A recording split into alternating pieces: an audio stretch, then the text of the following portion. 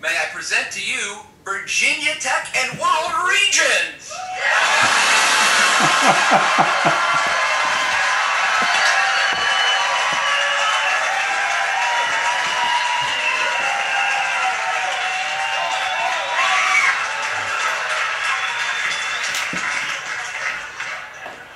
Can someone explain to me why that guy ran out of the room? Okay, and now several people have been failed out of this class. Sorry for that. Well, Mr. Rudd, thanks again so much for joining. We are Rudd lovers here. We've been following you for years. Think you're a fantastic politician and everything else. We've already done an intro, though, so I wanted to cut to the chase and go ahead and allow as much time for you to talk to us and the students to talk to you. So, without any further ado, I'll just say, you're awesome, we know you're awesome, and the floor is yours, and you can open up for questions whenever you like, sir. Thank you very much. G'day guys, how are you? What time is it there in Virginia? 7 o'clock in the evening yesterday. Okay. The virtue of talking to us guys in Australia is we can tell you what's happening tomorrow. It's about 9 o'clock in the morning here, so we've already seen what lies ahead of you. So just settle back and relax. Okay, let me talk a little bit about the piece I wrote in Foreign Affairs. Have you read the article, guys?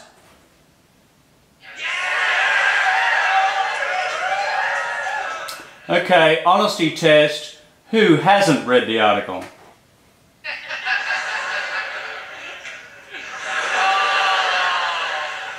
Sad koala face. Well, lots of happy...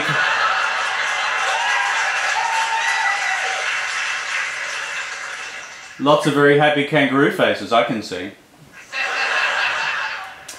So guys, let me give you a quick blast on why I wrote that article and the arguments contained within it. I won't speak for more than 10 minutes because I'm sure you guys have a lot of very easy questions with the single objective of making your average local politician look good and smart. The article itself was written because I think there is a bit of a dangerous trajectory in US-China relations which we can avoid. China, as you know, is an emerging power. The United States is an established power. Not only is it an established power, it's the world's single remaining superpower. And so therefore in history, if you look at the last 500 years, there is a theory of international relations which says that you end up with a problem when you have a newly emerging power with an established power, which more often than not ends up in conflict. The one exception over the last 500 years was the emergence of the United States at the end of the 19th century, at a time when Britain and the British Empire was the preeminent established power, and that transition occurred relatively smoothly. Minus, of course, the minor exceptions of the American Revolution, the British trying to burn down the White House in 1812, and of course the other minor problem of them supporting the Confederacy during the Civil War. But we'll just leave all that to one side. The bottom line is that that transition was achieved relatively peacefully. But in the rest of modern history, since the time of the Portuguese Empire, essentially the conflicts have arisen. So therefore, the challenge for statecraft at the beginning of the 21st century is how do you manage the rise of China peacefully? That is a core challenge. So the basis of the article that I've written is to take reality as it exists of the year 2013 and work out how we chart a course forward. And so what I call for in that article is a new strategic roadmap for US-China relations. What do I mean by that? It means that the core challenge is to carve out a number of domains where the United States and China can now begin to strategically cooperate, both on questions concerning the global international rules-based order, the regional rules-based order here in Asia, and, of course, bilaterally between China and the United States as well. Putting some flesh on those bones, what have I recommended? At a global rules-based order level, there's a whole bunch of stuff which at present is not working properly. Let me just go to a couple of examples. If you look at what's happening with global nuclear non-proliferation at present, then what you'll see is that the Nuclear Non-Proliferation Treaty has been by and large ineffective in preventing the breakout of a number of states developing nuclear weapons. We can point to what's happening in North Korea, which is highly topical at present. You can also point to what's emerging as a new challenge in Iran. Other areas in the current global order which are not working effectively are, for example, the global negotiations on climate change, where presently we're making very, very slow progress. Also on trade negotiations, if you look at the fact that the Doha round of free trade negotiations is not producing any real result, these are areas where I believe China and the United States could pick one single definable issue within the global rules-based order, say it's not working, how can we too make it work together? What's the strategic logic of that? It's to cause our friends in Beijing also to conclude that this global regional rules-based order, can work for them as well. Take China's history over the last 30 years. It's been advantaged enormously by the fact that there's been a relatively open international trading regime which has helped them build so much of their economy through exports and relatively open export markets around the world. So how do you take that further from a Chinese national interest point of view? On climate change, China now is the world's largest emitter, followed by you guys in the United States of America. The key for the future of the planet is to get China and the United States to cooperate and to agree and to act on bringing down their carbon emissions. Otherwise, we roll the clock ahead 10, 20, even 50 years' time, and frankly, it starts to look pretty challenging for the planet. And China itself, from its national interest, sees a huge potential value in global cooperation and national action by themselves on climate change and reducing greenhouse gas emissions, because they don't want to, frankly, throttle their own capacity for them becoming a great power by the environmental damage done within their own country, ruining Chinese agriculture, drying up watercourses, changing forever the pattern of Chinese agricultural production. That's on the global rules-based order front. I also argue in the article that we should also identify a key issue or two within the regional rules-based order here in Asia, where Australia has its home. If you look at the current security environment across Asia at present, it's a pretty weird environment. You know why? You've got all these economies who are doing fantastically well, beneficiaries of what you describe as full-scale 21st century economic globalization, bringing these economies and people closer together. At the same time, when you look at the security policy reality, it resembles very much late 19th century and early 20th century Europe. It's a bit of a tinderbox. You've got these two conflicting realities. In fact, the security environment here in East Asia sometimes reminds me of Dodge City 1860 and the potential for the last shootout at the OK Corral. I mean, this is not a benign environment. Therefore, between China and the United States, let's encourage both governments to cooperate clearly on the immediate challenge of North Korea and the future of reunification on the Korean Peninsula.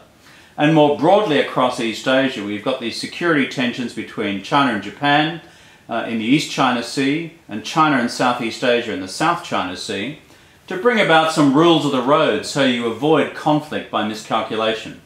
In international relations literature, that's called confidence and security building measures. The type the Europeans developed after the Helsinki Accords in 1975.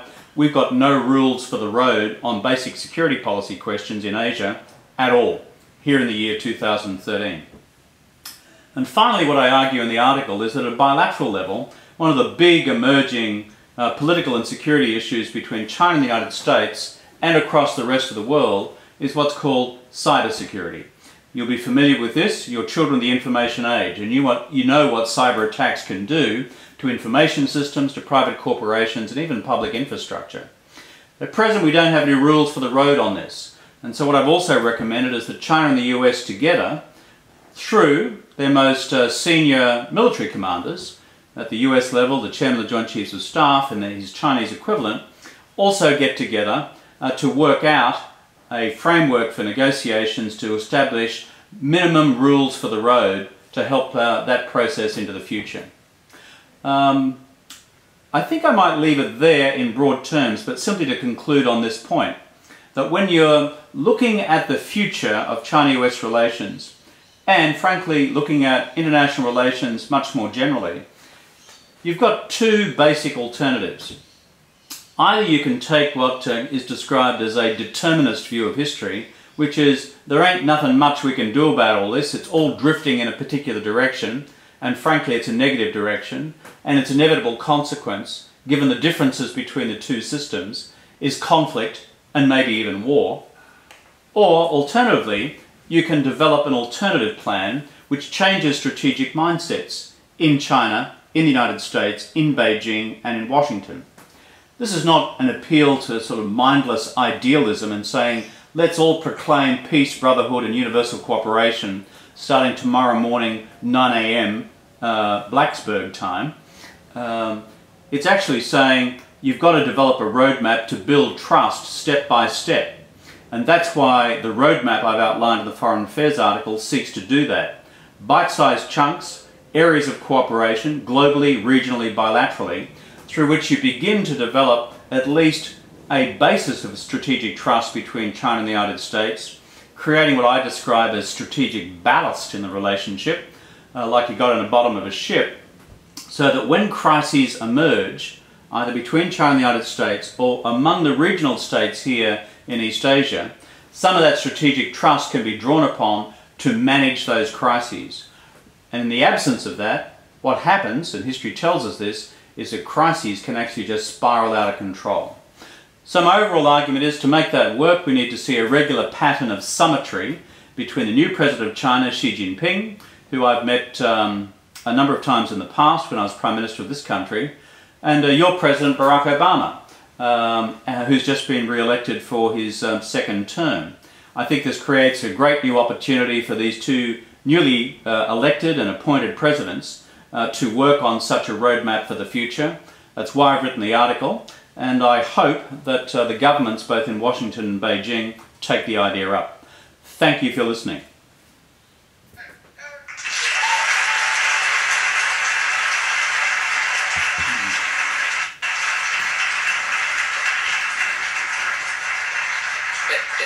If you don't mind, Mr. Rudd, we actually have a technical difficulty where the screen is frozen here. So I hate to do this, but can I hang up on you? No, wait. It's more proper if you hang up on me. I think that's the order. And if you could hang up, it will call back and hopefully it'll reset the screen for us. Okay, guys.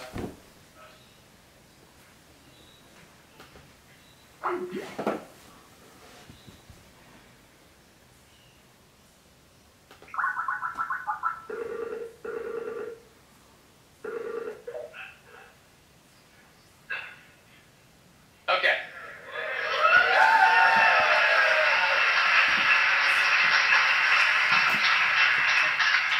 Technical difficulties do happen when you're talking to the other side of the planet. I gather I looked like a puppet from the Thunderbirds doing this, did I? Yes! That's right. Exactly like that! Crikey! How did you know? Alright? Why don't we go ahead and, again, with no further ado, this is a time for students to interact with you from the other side of the planet, so come on up and we're just going to field them one at a time. Feel free at any time, even though you're not an American citizen, to plead the fifth and not answer a question, but I have a feeling they're all pretty good questions that are in your realm that you'll love to talk about. Go ahead. Hello, Mr. Rudd. Can you hear me now? Yeah. Are we good there? Okay. All right, perfect. Hello, Mr. Rudd. My name is Cody Eanes, and I am a senior here at Virginia Tech. I really like your T-shirt, Cody. To be speaking with you. Cody, I really like your T-shirt. Oh, thank you. Okay, I'm sorry. I couldn't really hear what you say there. My first question to you, sir, is a three-part question. You can choose to answer whatever you like. So I'll start it off. Amid the current tensions in the Southeastern Asia area, including North Korea and all around that region, my first question is, what is the general response from the people of Australia towards the tensions that are rising there? My second question to you is, if anything has happened, or if not, has it affected trade at all with the area of countries and neighboring countries around you and your country? And also, the last thing that I would like to ask is, what is your diplomatic opinion on the situation as a whole, and what is a safe solution to the tensions to make everything okay? Okay, thanks, Cody. You asked three questions. The first is, how are security tensions in Asia being perceived here in Australia? You've really got two sets of them at the moment, and maybe three. The one which is topical today is what's happening in the Korean Peninsula, in particular the outrageous acts by the North Korean regime. Australians are always anxious about what the North Koreans do and say, for the simple reason is this is a war which we and the United States participated in between 1950 and 1953, and which many Americans died and a large number of Australians died as well. So we have an historical investment in the future freedom of Korea. Secondly, when we look at Kim Jong-un, the new leader of North Korea, his actions are increasingly erratic, and because he is less than 30 years of age, we actually don't believe he necessarily has the experience as a North Korean leader to know when he's going too far. Thirdly, what we're concerned about is that if they undertake another provocation against the South, like they've done over the last 3 years through bombing a South Korean island or through sinking a South Korean naval vessel, then the ability for the South Korean government under newly elected President Park just to sit around and let all that happen without responding politically is becoming, I think, increasingly improbable. Therefore, there is a real risk of escalation. So we in Australia follow these developments very closely. Your second point is security tensions in Asia more broadly and their impact on trade and economic activity. Korean Peninsula is one set of security issues. I said there are two others. One's in the East China Sea between China and Japan over conflicting territorial claims in a couple of little islands which are called either Senkaku in Japanese or Diaoyudao in Chinese. And then you've got the South China Sea, where you have 6 or 7 states with conflicting territorial claims. And these tensions have risen to the surface at various times over the last 12 months or so. In terms of the impact on Australia's trade, up until now, our export markets in East Asia have remained not just constant, but continue to grow. And so these tensions have been factored in. However, where you do see an impact is in China-Japan trade. And these are the second and third largest economies in the world, and in Asia, the first and second largest economies in Asia. And what you see there is a real impact on the bilateral trade flows between those two countries because of political tensions over the conflicting territorial disputes. We are worried about the wash-on effect of that. Finally, in terms of diplomatic solutions, as I said before in my general remarks, I think it's smart for the United States and China now to work together on Korean contingency planning in terms of what you do in response to the commencement of any exchange between North and South Korea to manage the tensions down and to begin long-term to plan for Korean reunification in a way which matches China's national security needs as well as the national security needs of South Korea. I think I'll leave it there, but thank you for the question.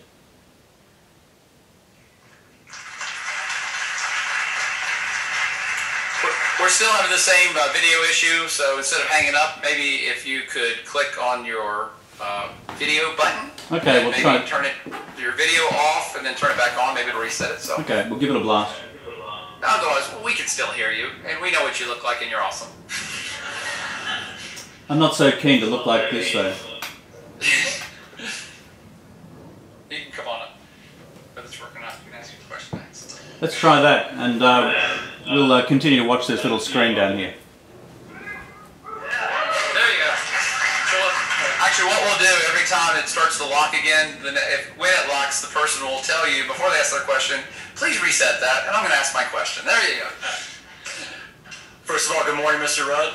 My name is Greg Crow, and good evening, Greg. As you said, that the Southeast Asian region has a lot of booming economies, especially places like India and China, but also it's a place of conflict still. There's still a lot going on. So my question would be, what's your plan for future trade relations with this whole region? Well, if you're talking about Australia, we have already a very open set of trade relationships with most of the big economies of the region. For example, China is our #1 trading partner, Japan's our #2 trading partner, India I think comes in about Korea comes in at #3, India probably about #5. Of our top 10 trading partners in Australia, 8 or 9 of them are in Asia. In recent times we have developed a free trade agreement bilaterally with Singapore, also a free trade agreement with what's called the Association of Southeast Asian Nations more broadly. You put that together, it represents in toto probably about $3.5 trillion worth of economic activity between the economies of Southeast Asia combined and Australia. Australia itself, by the way, is the 4th largest economy in Asia. #1, China, #2, Japan, #3, India, #4, us guys, land of the kangaroo. And therefore, at the bulk of our trade engagement is in this part of the world. So therefore, our free trade arrangements in Southeast Asia and Australia are pretty good. We currently have free trade agreement negotiations underway with Japan, with China, and also with India. And these are going to be very long and difficult negotiations simply because of the size of those economies. And finally, there is another proposal which we're working on with the Obama administration. It's called a Trans-Pacific Partnership. And if you're into trade jargon, you'll hear the words TPP.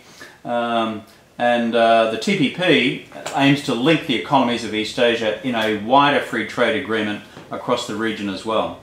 All this is good because if you grow the regional economies through open economic engagement, you actually hopefully also reduce the risks of security policy conflict as well through greater and more intense economic engagement. Thanks, mate. You.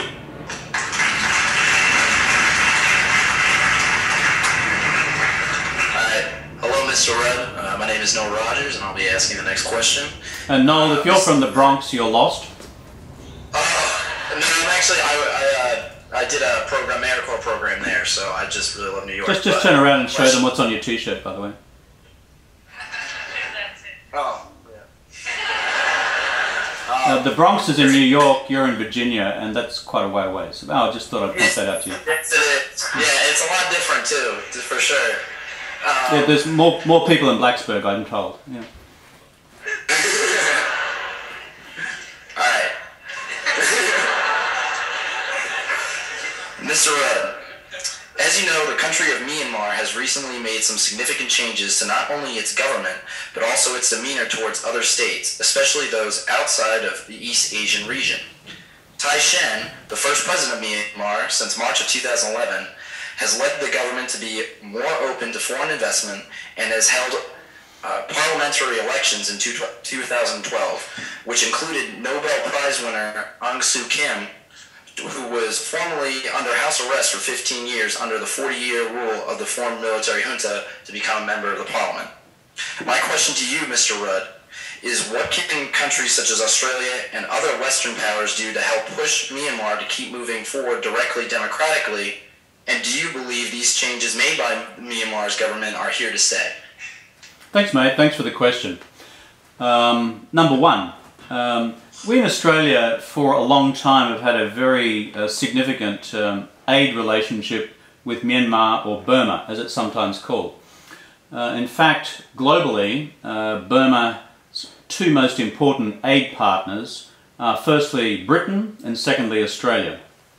I think when I last looked at the numbers, we're providing about $85 million annually worth of development assistance to the Burmese. we're running a whole series of programs there, including those dealing with communicable diseases, including HIV/AIDS. And when I was last in the capital myself, Yongbyon, or Rangoon as it's sometimes called, I looked at some of those projects. More broadly, that has actually enabled us as Australia to have a pretty good continuing relationship with Burma, Myanmar, despite the nature of the governments of Burma, Myanmar over a long period of time. As Foreign Minister of Australia, I went in there and visited in June of 2011. I think I was probably the first Western Foreign Minister to go in there for a long time. Some of my colleagues around the world, as other Foreign Ministers, were a bit nervous about it at the time. But we had been back-channeling to Aung San Suu Kyi, the democratic leader that you just referred to, and she has strong connections with the Myanmar Burmese emigre community in Australia, and we were receiving strong signals of encouragement that we should go in. So in June of 2011 I went in and then went up to the Burmese capital, which is called Naypyidaw. If you go to Myanmar, you must go to Naypyidaw. It's in the middle of nowhere, and it's a capital which has just kind of been built, and it's a 4-hour drive and there's no real other way of getting there. I went and saw the president you mentioned, Thein Sein. We had a long conversation about the recent elections which have been held in Burma. I asked him specifically about how he would be able to provide physical protection for Aung San Suu Kyi in her travels around Burma, and is a participant in the subsequent elections that you just referred to, which saw her elected to the parliament for the first time. I then went back to Rangoon, or Yongbyon. I had lunch with Aung San Suu Kyi, and we talked about all that. And we talked about how we could take all this forward further with the Burmese government. And what she asked me to do was then to correspond on her behalf with the Burmese regime and their Interior Minister in particular, who's responsible for internal security, to ensure that she could be provided with guarantees of her personal security as she campaigned for those elections. Given that she'd been in the slammer, do you call it the slammer in the United States? House arrest anyway. For most of the previous 20 years. The end of the story is that by and large, for that period, it has worked, and the opening to the West has basically continued since about that time. Your final part of your question though is it sustainable? I don't really know, mate. It's hard to say. I don't think we should, to paraphrase Shakespeare, conclude that one swallow doth a summer make. We've got to see what happens for the long-term future as well. But I maintain an open mind, and we should be engaging them as much as possible.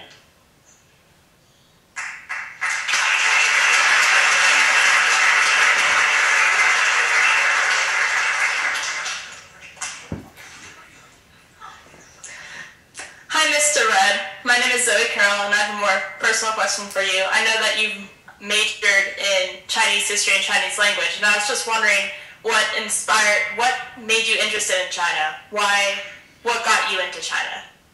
Thank you for the question. Any of you guys out there ever grow up on a farm?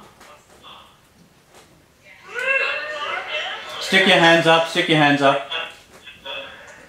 Okay. I grew up on a farm too.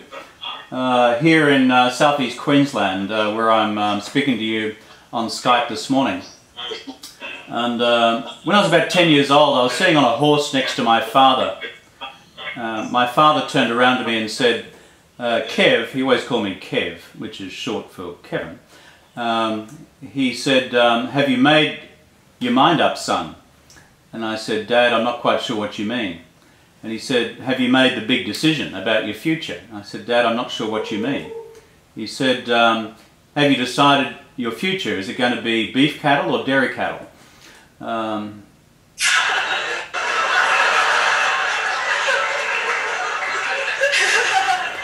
Now, I am not anti-cattle, okay? I'm not anti-dairy and I'm not anti-beef. In fact, my home state is one of the biggest beef exporters in the world. And you should eat more of it there, you guys at that university in Virginia. But the bottom line is, I didn't foresee myself having a huge career in animal husbandry.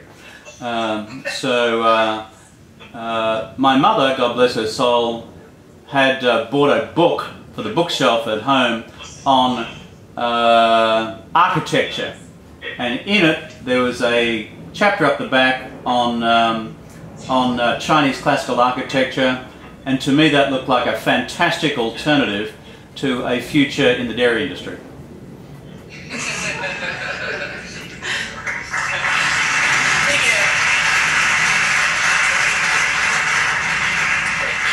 Good morning, Mr. Rudd. My name is Scotty Coyne, and here's my question. Go for it, Scotty. One aspect of China that has always fascinated me is the prevalence of those with technical backgrounds, i.e. engineering in its government, compared to the US, or correct me if I'm wrong, Australia. Why is this the case, and how does it affect the way we engage with China? Well, Scotty, that's an excellent question, because it goes to the nature of the two education systems, frankly. And if you speak to the Chinese and their leadership, so many of them are engineers, or some of them are actually more broadly research scientists. And so when it comes to designing a dam, building a road, or working out the next generation of jet engines, these guys are superb. And the reason for that is that many of them were trained in the days of China-Soviet Union cooperation, where the Soviets had this also strong culture of, let's call them the hard sciences, the physical sciences. And as a result, this had a big influence on the way in which Chinese academic institutions developed just after Chinese liberation. So in the 50s and the 60s and the 70s, you'll see all these effective, the Chinese equivalents of Soviet polytechnics, teaching physics, chemistry, mathematics, and the core science disciplines. Now this is a great strength for China. So when you see these guys laying out the physical infrastructure of the country, ports, rail, road, electricity systems, telecommunication systems, fibre optic cable, this is done with a huge degree of what I describe as national engineering precision. The weakness in China's education system is this, and that our Chinese friends readily admit it. It is the absence of a culture of creative innovation. And in the universities and the academic institutions, this has not been a strong tradition. The great virtue of university cultures like yours in the United States and ours in Australia is that we try and inculcate in our young people a view that go out there, innovate and create and to build, and go and build your own businesses as well. This has been a much smaller feature of the Chinese educational system. So much so that in the 12th five-year plan, brought down by the Chinese in the year 2010, if you look at the core principles contained within it, there are two. One, at a macroeconomic level, how to change the Chinese economic growth model into one which is more consumer-oriented into the future. That's natural and normal for any developing countries move along the economic development curve. But the second one is a core strategic priority of how to encourage, build and create a new culture in China of research, innovation, development and creativity. And that is where they know they have a weakness. There is no Chinese equivalent of Silicon Valley. There just isn't. And that is the huge gap between China and the United States. And frankly, when people around the world, I think, unfairly write off the United States as a superpower whose time has come and gone, I think they radically underestimate the capacity of the United States to self-regenerate through its enormous entrepreneurial culture and its culture of scientific innovation and creative development. That is a core soft power strength of the US of A.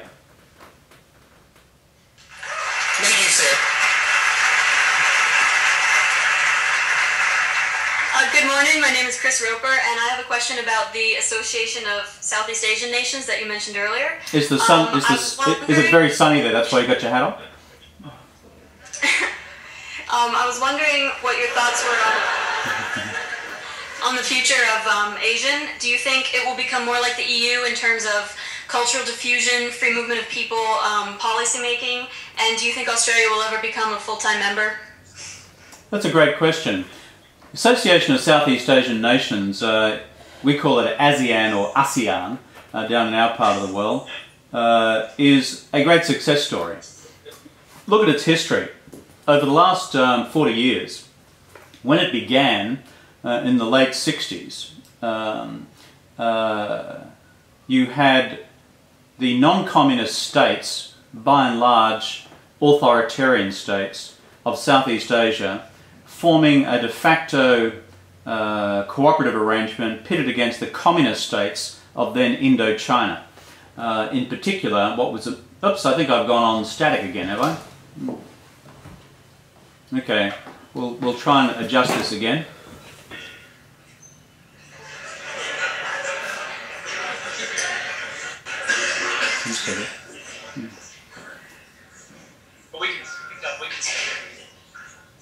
Yeah, we can still hear you, so.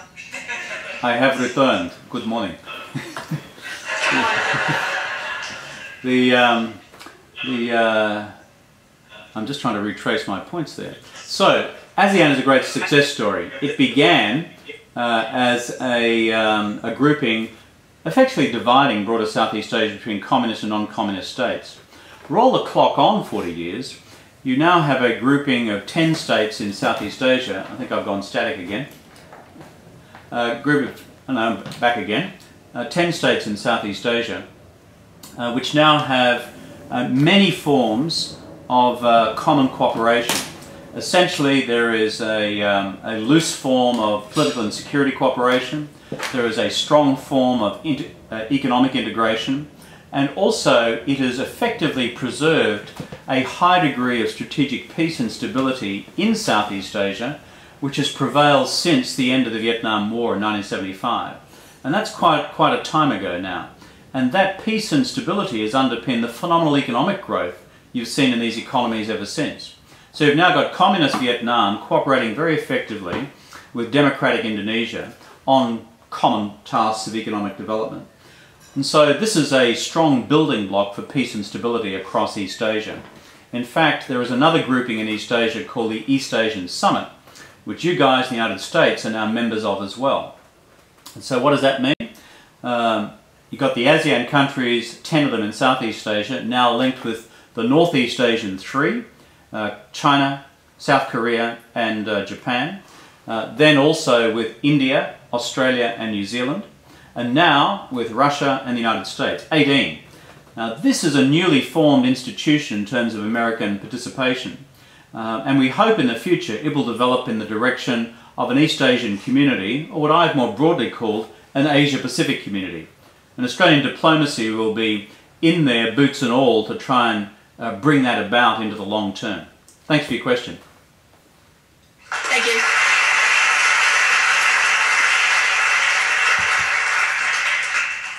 Hello, Mr. Rudd. My name is Matthew Hartman. I'm a senior in computer engineering. G'day, Matthew.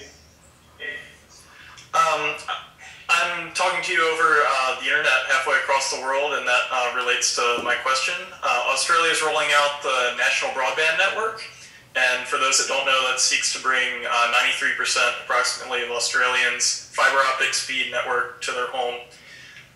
It's a huge project, $37 billion, $30 billion coming from the government. So I was wondering what you thought the impact of this infrastructure investment would be on the future of Australia, not just domestically, but also in a global context. Well, thank you for the question, Matthew. It's pretty important. Think of Australia, by the way, guys, if you get your map out. Australia minus Alaska is about as big as the continental United States. Our population is 23 million, which is half the population of California. So we have a little challenge here in terms of rolling out infrastructure across a vast space for a relatively small number of people. Secondly, Australia in its economic history has suffered from what we describe as, in this country, as the tyranny of distance. Distance within the country, but distance between Australia and the rest of the world. Whenever I speak to US politicians in Washington or politicians in Europe, and you say, well, you should come on down and spend some time with us, they say, quote, but it's so far, unquote. To which I say, well, for God's sake, how do you think we feel when we travel to your part of the world? So the virtue of the internet and the virtue of the National Broadband Network is to create high-speed broadband for 90% plus of Australians in order to create a connectivity with the rest of the world, which is at least the equal of, and I think better than most of the speeds offered in the world. So when I was Prime Minister, we launched this project. It was an election commitment we gave back in 2007. And the project now is very large scale. It's the biggest capital works project this country has ever seen, funded by the federal government. It aims to be concluded by 2020, 2021. It's like building, frankly, an entire new national railway network. 93% plus of the country, broadband speeds of 100 megabits per second plus, so that, and directly linked to each premise, that is each household or each business across that part of Australia. And for the remaining percentage who are too remote, then we will offer wireless and satellite technologies with speeds on average of between 12 and 20 megabits per second. So the whole idea is to connect. And why is this important? Two core reasons. As you know, in the United States, so much of business activity is being transferred online. And therefore, for us to deal with our customers domestically and internationally, and our suppliers domestically and internationally, your ability to use a tube which can get our stuff to you and your stuff to us in a nanosecond and in huge quantity will be the defining characteristic of which economies succeed and fail in the 21st century. And the second reason is this: it's the delivery of government services, whether it's in health or whether it's in education or in other areas. Because now if you're able to have that bandwidth delivering the best education programs, the best course programs, the best subject presentations to schools and colleges and universities right across Australia from anywhere in the world, puts you right out there. But also in basically the delivery of remote area medicine and telemedicine, it means that you can have surgical procedures downline as surgeons receive instructions from those who are specialists in the field back in capital cities, as well as a whole series of counselling and GP-related services where it's just too difficult to physically move people 1,000 kilometres from where they are to the major centres which actually have that concentration of medical expertise. It's part of the 21st century revolution. It's a bit like building the railway network in the 21st century. And when you look back to the 19th century, when you built yours and we built ours, frankly, it takes some time. And it means that you've got to make sure that these projects work. Thank you. Thank you.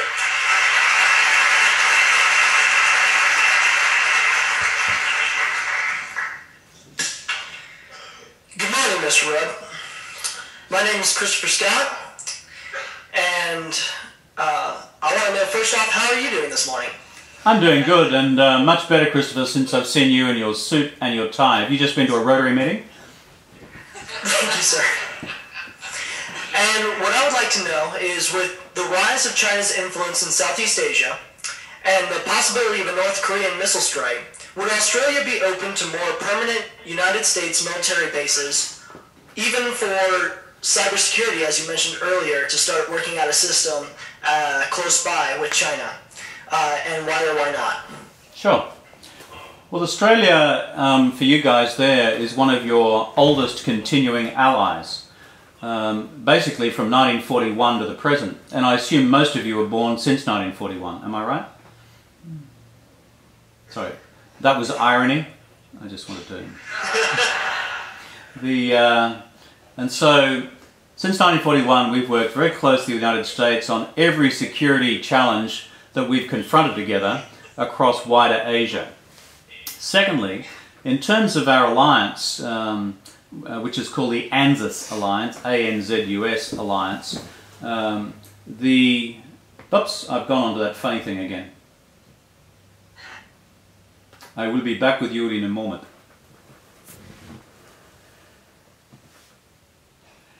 Are we back? Yes, sir. Good. You've got some serious gremlins there in Virginia Tech, let me tell you. I'm assuming they're on your side of the Pacific and not mine. Or maybe it's mid-ocean somewhere, who knows. And so as a result of our security alliance with the United States, we have annual security talks with the Americans, which is called AUSMIN, A-U-S-M-I-N. I participated in a number of these myself as Foreign Minister and as Prime Minister, I have met multiple American representatives, former Secretary of State Hillary Clinton and former Defense Secretaries Leon Panetta and others, including Bob Gates. The level of cooperation and coordination we already have in key areas of cybersecurity is profound. So I think you could be confident that what can be done is being done in that domain. You spoke also about the relevance of Australia to US forward deployments in Asia. We've had US troops in Darwin and Northern Territory for a long, long time on training rotations of 3 months at a stretch involving 1,500 Marines. We've now extended that to 2,500 Marines for 6 months at a stretch, and we intend to provide them with first-class Australian beer. Thank you very much, sir. I appreciate it. Thanks, mate.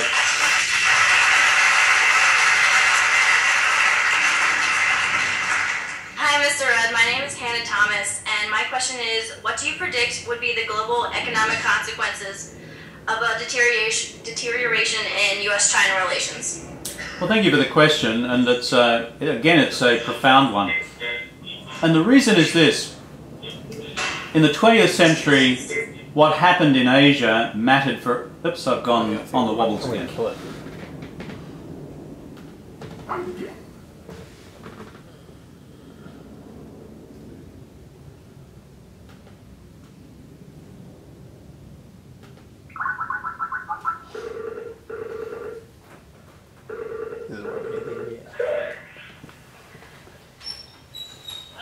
I'm back.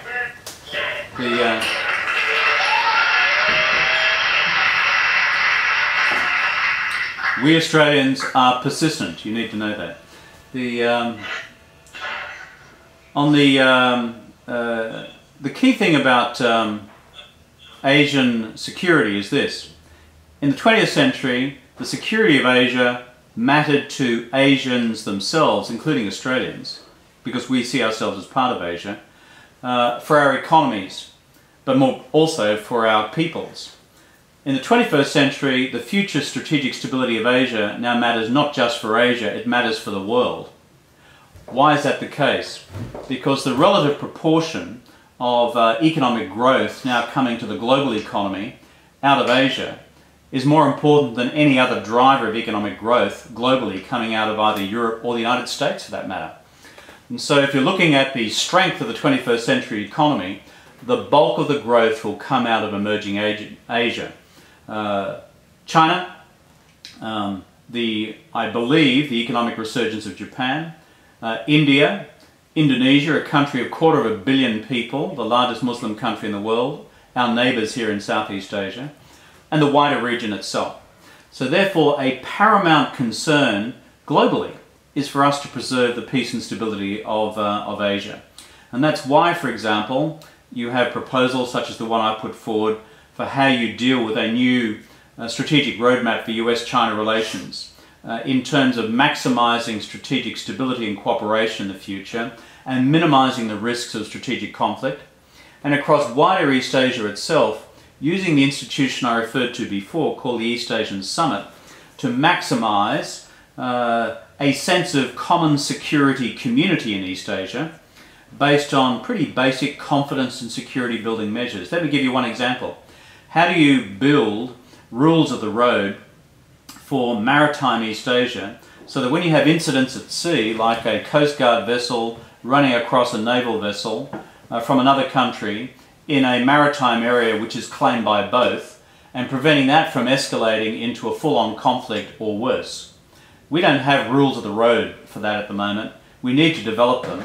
The good news is we now have the institutional machinery to do it through the East Asia Summit, but the work is just beginning. Thanks for your question. Thank you.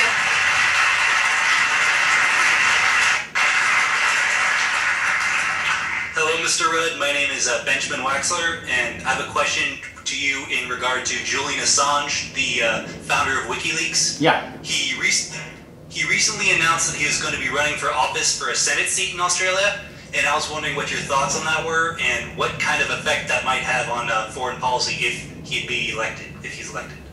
Well, that's a good question. The Commonwealth of Australia, like the Commonwealth of Virginia, and like the United States of America, we're a free country.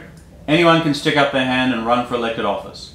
And that goes for people like Mr. Assange as well. How he will go in the elections, we have no idea. Our elections are a completely open race, and it's difficult to predict at this stage whether he will succeed or not. So on the hypothesis of what effect he would have in terms of if he was elected to the Australian Parliament, I think I'll just leave that one be. I won't plead the fifth, but I will say that frankly it's just too hard to predict in terms of whether he's going to get there or whether he won't. But as I said, we pride ourselves in our political freedom. Any person from the extreme left to the extreme right can stick their hand up and run for elected office, and he's as entitled to do that as any other citizen of Australia. Thank you very much.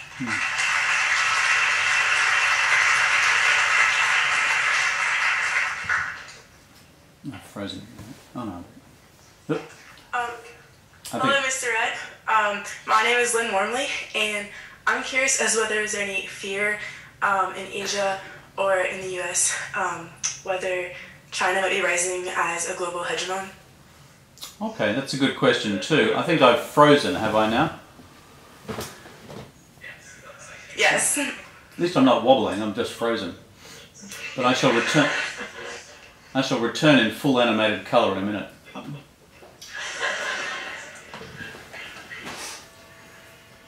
I'm back.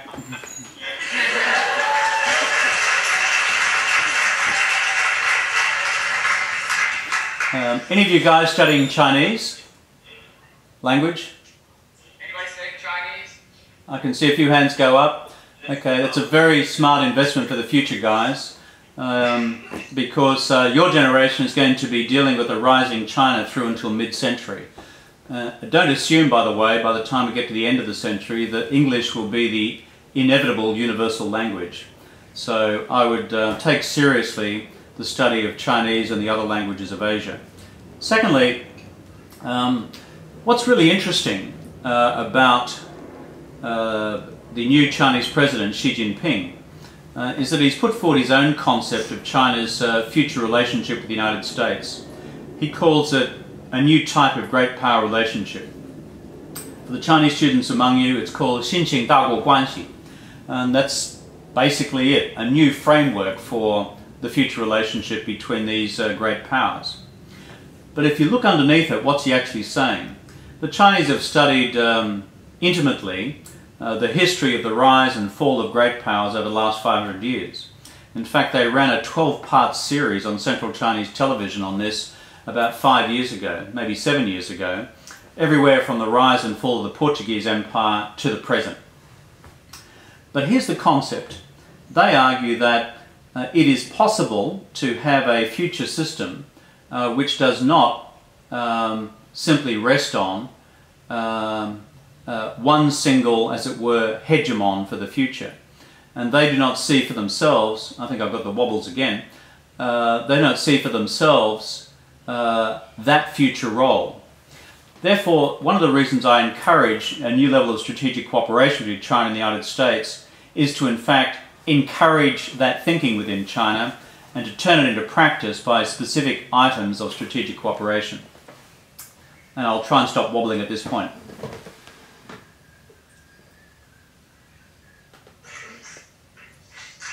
Thank you.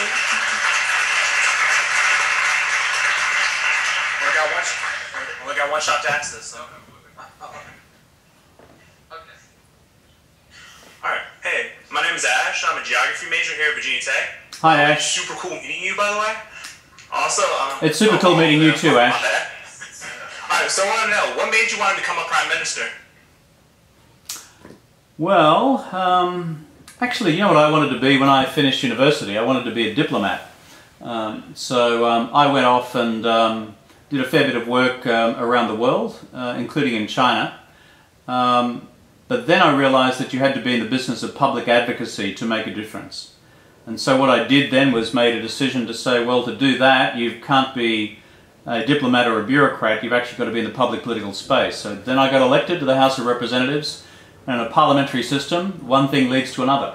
And that's kind of how I ended up where I ended up. But my big passions in life are, frankly, our own future as Australia in Asia, which is our home. And secondly, on top of that, how do we, in the future, ensure that we have a safe landing point in the big question of the century, which is the relationship between rising China and the world's remaining superpower, the United States. I think we're smart enough to get there. And if I've got a continuing mission in life, it's whatever we can do. There's a bunch of friendly Aussies, koala huggers and kangaroo lovers to contribute to that, I think, global cause. Also, as Australia, we have a reasonably unique perspective. We're the West in the East, and as a result of that, I think it brings about a particular perspective. So, thanks for your question. It's a really good one. Jude, you the man. All right, Mr. Rudd, we want to thank you again so much for your valuable time spent with us answering questions from the other side of the planet. To make good on our promise, we do have one of these in the mail to you, much to the chagrin of all 23 million Australians. So while I have you here face to face, I will apologize to the 23 million Americans. It was a joke. I'm sorry, Australians. It was just a joke. And we knew that would get a response. So once again, thanks so much for spending time with us. And I just want to offer this up in all seriousness. I know you're an awesome politician, devout public servant, fantastic scholar and everything else. But I also know you're a very patriotic and loyal Australian. But if there ever comes a day where you tire of that side of the Pacific and want to come over here, I think Rudd for president. Let me hear it right there.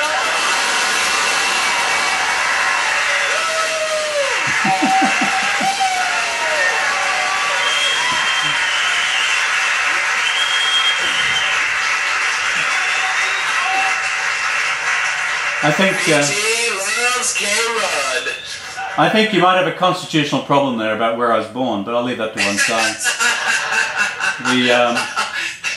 Just details. Details can be ironed out. By the way, on the beer front, this is the sort of beer I drink, by the way. It's 4X Gold. This is 4X Gold. This is a seriously adult beer. Well, you have movies, I'm told, in the United States which have XXX. I don't know what they're about. But here we have an extra X, and this is for seriously adult beer. It's from my home state of Queensland. So guys, when you're visiting Australia, you've got to ask for a 4X, because this is our local beer. And I think it's probably one of the best-selling brands in the country. Foster's is what we sell you guys to fool you to believe that that's what all Australians think. That's what all Australians drink. By the way, I'll happily come to Virginia Tech one day, so long as I can get a jacket like yours, Mr. Plate Avenger.